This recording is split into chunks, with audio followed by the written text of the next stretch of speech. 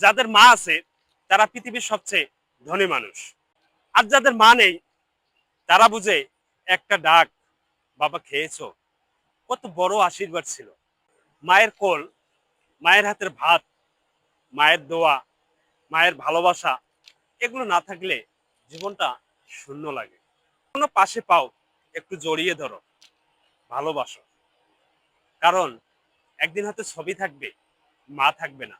সেদিন আফসোস করবে যে মাকে যদি একটাবার জড়িয়ে ধরতে পারতাম, একবার মা বলে কাউকে ডাকতে পারতাম।